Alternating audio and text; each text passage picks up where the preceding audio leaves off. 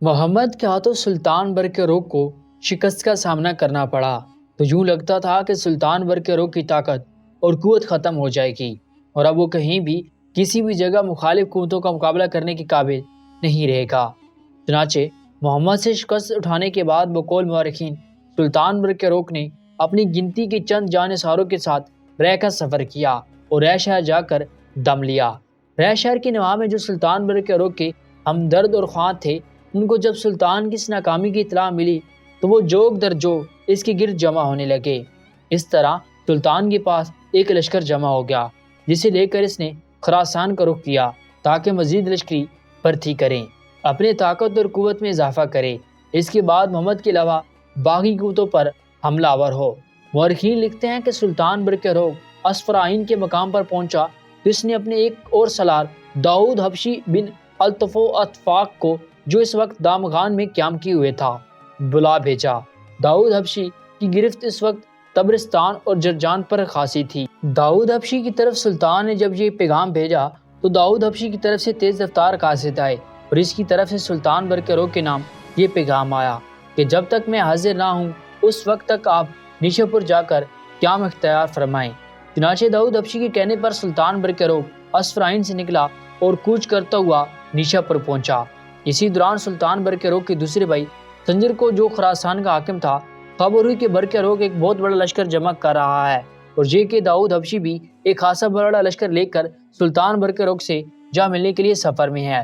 اس پر سنجر کو یہ خطرہ پیدا ہوا کہ اس سے پہلے کہ وہ اس کے بھائی محمد نے برقرار کو شکست دی ہے، برقرار میدان جنگ سے بھاگا ہے۔ سنجر جانتا تھا کہ برقرار ان دونوں بھائیوں کی نسبت لوگوں میں زیادہ ہر دل عزیز ہے، لہذا جلد وہ بڑا لشکر تیار کرے گا اور محمد سے انتقامی کارروائی لینے کے بعد وہ سنجر پر حملہ آور ہوگا۔ اس لیے کہ سنجر نے سلطان برقرار کے خلاف خفیہ طور پر اپنے بھائی محمد کی مدد کی تھی۔ چنانچہ سنجر نے داؤد حبشی پر حملہ آور ہونے کا فیصلہ کر لیا، کہا کہ وہ لشکر لے کر سلطان برقرار سے نہ ملے۔ سنجر حرکت میں آیا، اس کے پاس ایک بہت بڑا اور جرار لشکر تھا اور اس نے داؤد حبشی کے خلاف فوج کشی کا اعلان کر دیا۔ داؤد حبشی کو جب ان حالات کی خبر ہوئی تو اس نے تیز رفتار قاصد سلطان برقرار کی طرف روانہ کیے اور اطلاع دی کہ سنجر اس پر حملہ آور ہونے کے در پہ ہے، لہذا سلطان اس کی مدد کو پہنچ جائے۔ سلطان برقرار کے پاس اس وقت جو لشکری تھے وہ سلطان نے اپنے لشکر میں نئے شامل کیے تھے۔ ان کی ابھی تربیت مکمل نہ ہو سکی تھی اور اپنی خام کاری دور کرنے کے لیے انہیں بھی مزید تربیت اور تجربے کی کافی ضرورت تھی۔ اس کے باوجود جس قدر لشکر برقرار کے پاس جمع ہوا، اسے لے کر وہ اپنے سالار داؤد حبشی کی مدد کے لیے روانہ ہو گیا تھا۔ مورخین لکھتے ہیں کہ سلطان برقرار اور داؤد حبشی باہم مل کے اور بو شیخ نام کے مقام پر سلطان نے پڑاؤ کیا۔ سنجر بھی وہاں پہنچ چکا تھا۔ مورخین مزید لکھتے ہیں کہ سنجر کے میمنہ کے حصے پر امیر برغش، میسرہ پر امیر کوکر اور قلب یعنی درمیانی حصے پر اس کا بہترین سالار امیر رستم تھا۔ جب جنگ شروع ہوئی تو چونکہ سنجر کے قلب اس کا سپہ سالار اور امیر رستم تھا، سلطان برقرار نے اسے ہی اپنا نشانہ بنایا۔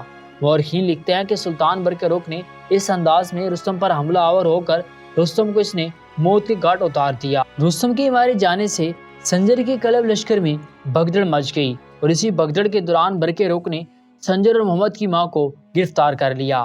جس وقت سنجر کا لشکر سلطان اٹھا کر بھاگا تو سلطان برقرار کے لشکری جو بھی بیچارے نئے تھے، ان سے غلطی ہوئی، وہ دشمن کے پڑاؤ پر ٹوٹ پڑے، لوٹ مار اور مال غنیمت حاصل کرنے میں مشغول ہو گئے۔ یہ صورتحال دیکھتے ہوئے سنجر کے سالار برغش اور کوکر ایک دم پلٹے تھے اور سلطان برقرار کے لشکر پر حملہ کر دیا۔ مورخین لکھتے ہیں کہ اس حملے کی وجہ سے جنگ کا پاسا پلٹ گیا، برقرار کا لشکر میدان جنگ سے بھاگ کھڑا ہوا۔ اس جنگ میں داؤد حبشی کو گرفتار کر لیا گیا، اسے سنجر کے سالار برغش کے روبرو پیش کیا گیا۔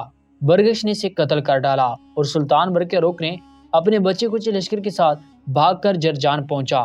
جب اس نے دیکھا کہ جرجان بھی محفوظ نہیں ہے تو پھر جرجان سے نکل کر دامغان چلا گیا۔ دامغان میں بھی حالات اس کے حق میں نہیں تھے۔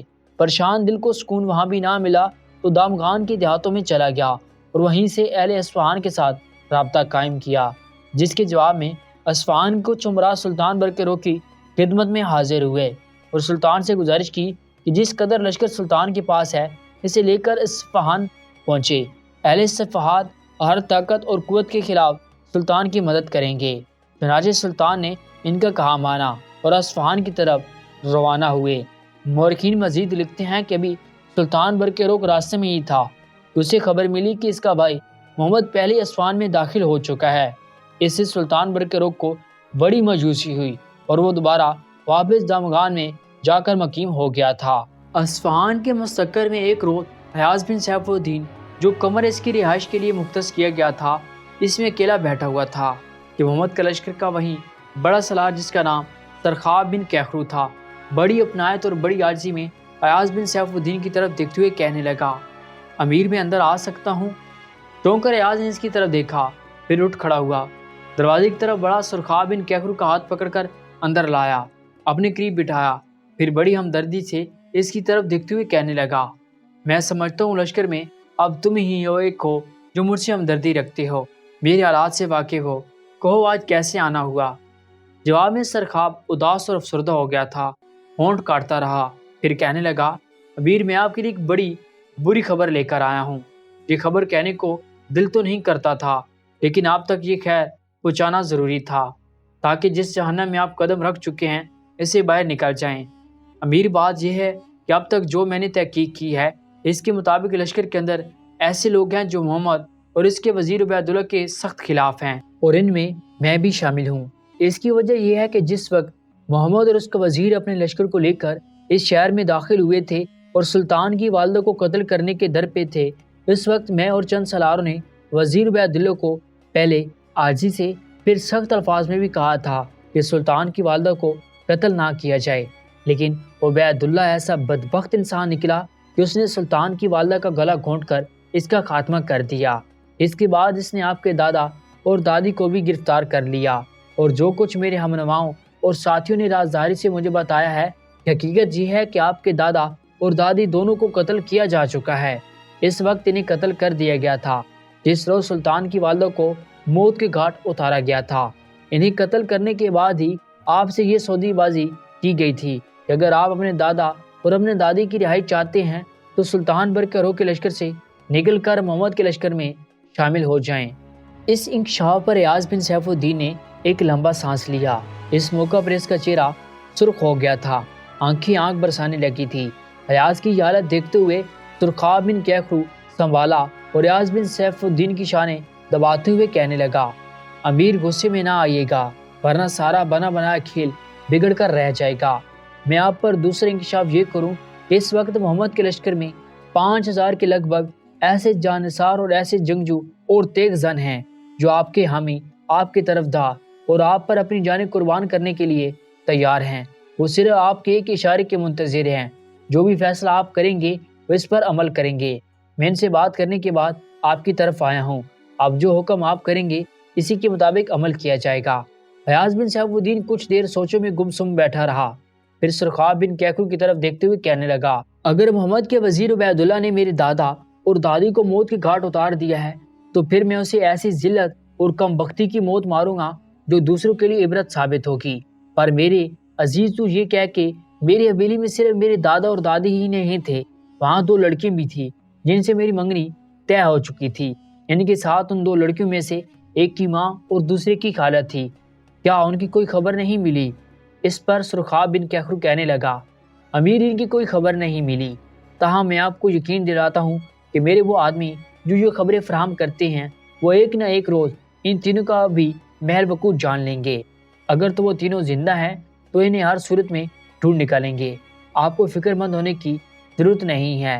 ہاں، میں آپ کو یقین دلاتا ہوں کہ آپ کے دادا اور دادی کے علاوہ اس حویلی میں کوئی فرد ملا ہی نہیں ہے، یا تو وہ پہلے کہیں بھاگ گئی ہوں گی یا اپنے آپ کو کہیں چھپا لیا ہوگا۔ اب آپ کہیں کہ جو لوگ آپ کے ہمنوا اور اس لشکر میں موجود ہیں ان کے لیے کیا حکم ہے؟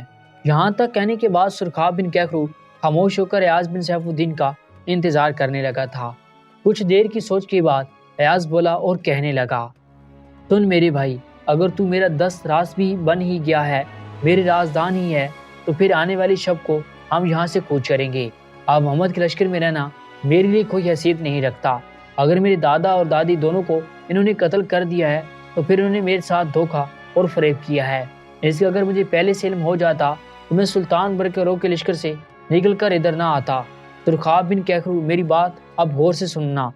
सबसे पहले मैं तेरा शुक्रिया अदा करता हूँ कि तू खुद भी सुल्तान बरकरों के लश्कर में जाने का मौसम इरादा कर चुका है, और मैं इन 5000 लश्कर को भी शुक्रगुजार हूँ कि मुझ पर एतमाद और भरोसा कर रहे हैं, और वो मोहम्मद के लश्कर से निकल कर मेरे साथ सुल्तान बरकरों के लश्कर में जाने के लिए तैयार हैं। मेरे अजीज़ भाई, जो खबरें मुझ तक पहुँची हैं, इनके मुताबिक सुल्तान बरकरों अस्फहान का रुख कर रहा था, लेकिन जब उसे खबर हुई कि मोहम्मद इससे पहले अस्फहान में दाखिल हो गया है, तो वो दामगान की तरफ जा चुका है। अब हम यहाँ से दामगान का रुख करेंगे। तूने देखा होगा, रात जब आधी बीत जाती है तो आसमान के बिल्कुल दरमियान यानी सर के ऊपर 3 सितारे एक लाइन में जाहिर होती हैं। जब वो 3 सितारे ऐन सर के ऊपर आएंगे तब समझना रात आधी बीत चुकी है, और इसी वक्त हम यहाँ से निकल कर दामगान का रुख करेंगे। बस यही मेरा फैसला है, और अगर किसी ने हमारा ताक़ब करने की कोशिश की तो उसे ऐसी सज़ा दूंगा और उनसे ऐसा निपटूंगा कि उनकी नस्लें तक याद रखेंगी। अयाज बिन सैफुद्दीन के इस फैसले से सुरखाब बिन कहकरू खुश हो गया था, और यहाँ से इजाज़त लेकर वो बाहर निकल गया था। इसी रोज़ आने वाली शब को जब वो 3 सितारे आसमान के हिस्से दरमियानी हिस्से में आए और अयाज ने बिन सैफुद्दीन मसल्ला होकर मुस्तकर से बाहर इस इशारा की तरफ गया जो शाहरा वहाँ से दामगान का रुख करती थी। इसे थोड़ी देर ही वहाँ इंतजार करना पड़ा होगा कि पहले एक गिरोह के साथ सुरखाब बिन कहकरू वहाँ पहुँचा, और इसके बाद कई गिरोह वहाँ पहुँचे। फिर देखते ही देखते वहाँ 5000 मुसल्लह जवानों का एक गिरोह जमा हो गया था, और इन 5000 मुसल्लह साथियों को लेकर अयाज बिन सैफुद्दीन हरकत में आया। मुअर्रिखीन खुद भी तायद करते हैं कि अयाज बिन सैफुद्दीन मोहम्मद के लश्कर से 5000 जंगजुओं को लेकर सुल्तान बरकरों की तरफ भाग गया था। अब इन 5000 साथियों के साथ अयाज बिन सैफुद्दीन ने लगभग 10 से 12 मील का फासला तय किया होगा। इनके ताका में मोहम्मद का एक लश्कर उठ खड़ा हुआ। शायद मोहम्मद और इसके वजीर उबैदुल्लाह को खबर हो गई थी कि आज इनके कुछ लश्करों के साथ भाग निकला है। गोया ये सारा काम बड़ी राजदारी के साथ किया गया था।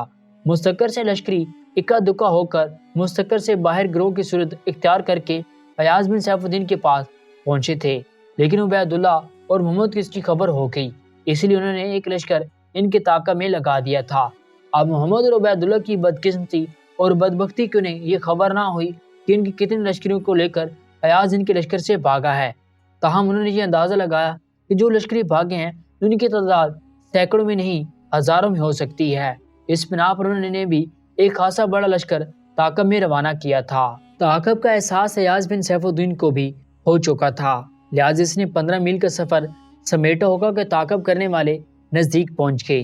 अयाज बिन सैफुद्दीन को पहले ही गुस्सा था कि इसके साथ धोखा और फरेब किया गया है। सुल्तान बरकरों के लश्कर से निकाल कर इसे मोहम्मद के लश्कर में लाया गया है। इससे बड़ा सदमा ये था कि मोहम्मद के वजीर उबैदुल्लाह ने इसके दादा और दादी को मौत के घाट उतार दिया है।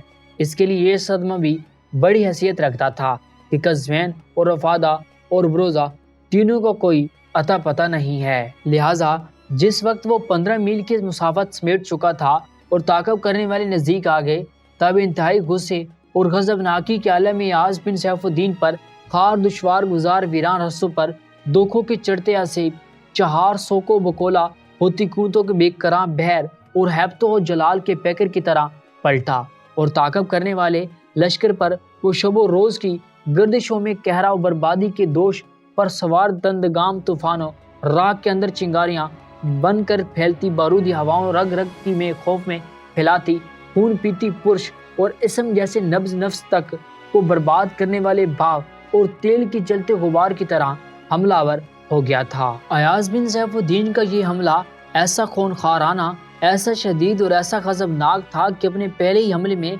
इसने ताकब करने वाले के गुरूर, तकब्बुर, इनके तसब और घमंड को बेबसी की अलमनाक चीखों, बदनसीबों की सायों, बर्बादी की परछाइयों और आहलों की तूफान खजियों में तब्दील करके रख दिया था।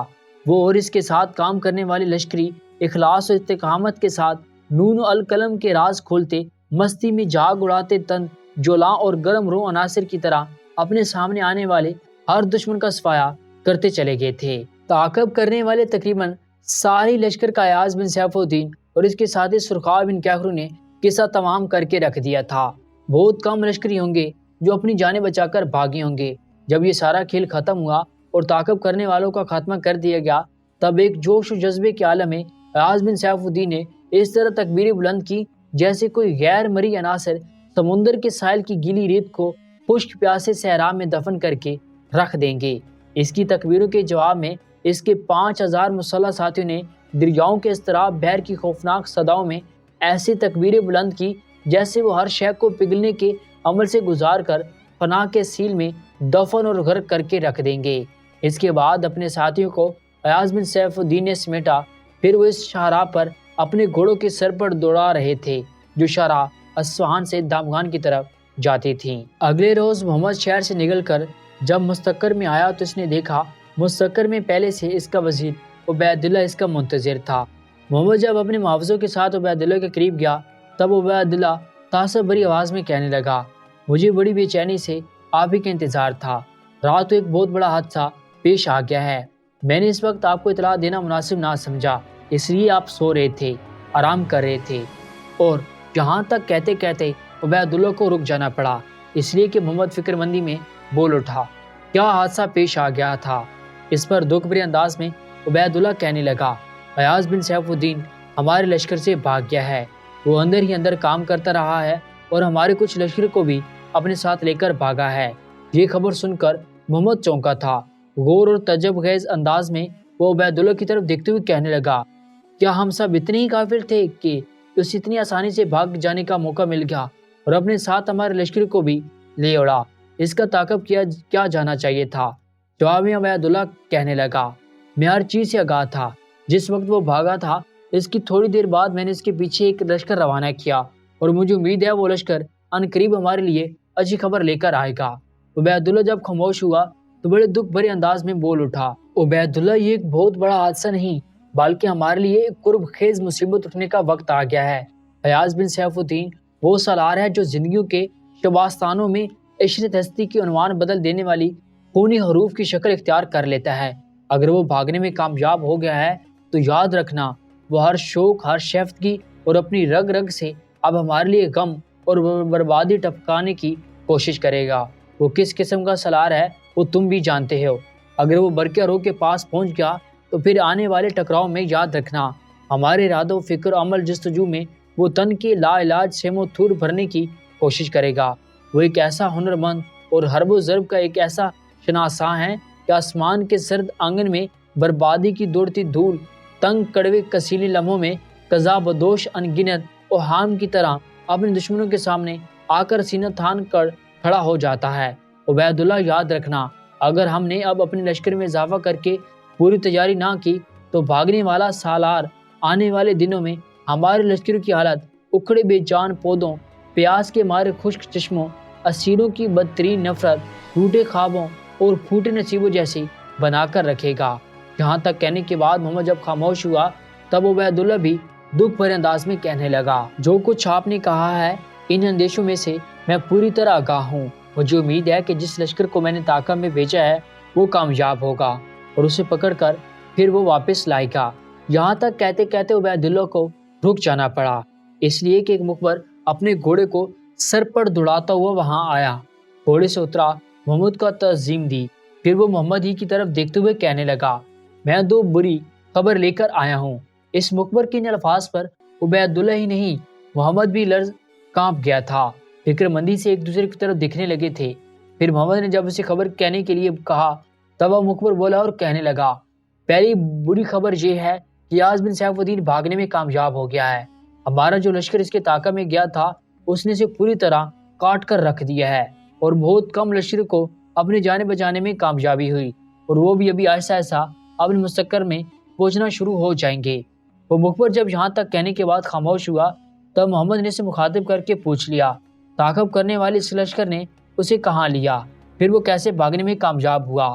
اس پر وہ مخبر دکھ بھرے انداز میں کہنے لگا، تعاقب کرنے والا لشکر جسے محترم عبید اللہ نے بھیجا تھا اس کی تعداد خاصی بڑی تھی اور جب وہ ایاز بن سیف الدین اور اس کے ساتھیوں کے پاس پہنچے تھے ایاز بن سیف الدین پلٹا اور سردیوں کی سیارات میں جوش مارتی برفانی آندھیوں، جسم و روح کی خواہشوں کی کیفیت بدل دینے والے وقت کی بدترین تابکاری کی طرح تعاقب کرنے والے ہمارے لشکر پر حملہ آور ہوا۔ اس لشکر میں کوزہ گر کی مشاکی کے ساتھ لمحوں کے اندر اس نے تعاقب کرنے والے ہمارے لشکر کے لیے روح فرزاں الجھاتی لاوارسی کے درد کھڑے کر دیے۔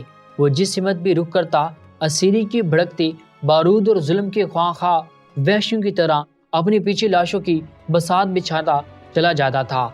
इस तरह हमलावर होकर ताकब करने वाले लश्कर का इसने मुकम्मल तौर पर सफाया कर दिया और वो फिर बड़े जोश और बड़े खूनखार अंदाज में तकबीरें बुलंद करता हुआ उस शाहराह की तरफ कूच कर गया जो शाहराह अस्फहान से निकलकर दामगान की तरफ जाती है, इसलिए कि इन दिनों बरके-रोक ने दामगान में ही क्याम कर रखा है और वो सीधा बरके-रोक की तरफ जाएगा।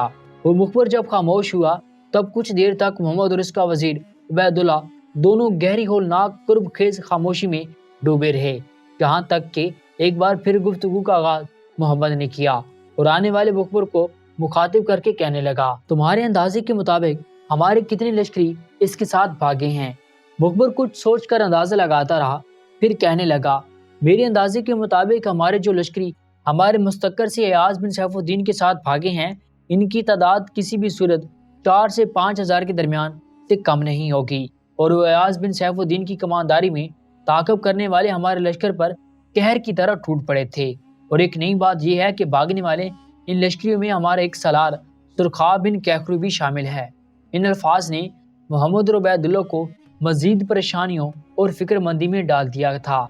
कुछ देर फिर खामोशी रही, यहाँ तक कि मोहम्मद ने आने वाले मुखातिब को मुखातिब किया, कहने लगा, तुमने आते ही कहा था कि तुम 2 बुरी खबरें लेकर आए हो, एक बुरी खबर तुम कह चुके हो, अब दूसरी बुरी खबर कहो। मुखबर ने इस मौके पर एक गहरी मगर हिचकिचाती हुई निगाह मोहम्मद के वजीर उबैदुल्लाह पर डाली, फिर कहने लगा, दूसरी बुरी खबर यह है कि अयाज बिन सैफुद्दीन को खबर हो चुकी है।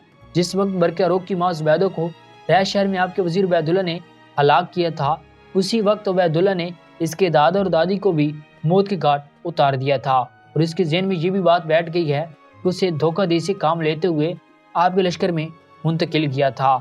अब इसने तहिया किया हुआ है कि उबैदुल्लाह को नहीं छोड़ेगा, चाहे वो कहीं भी चला जाए।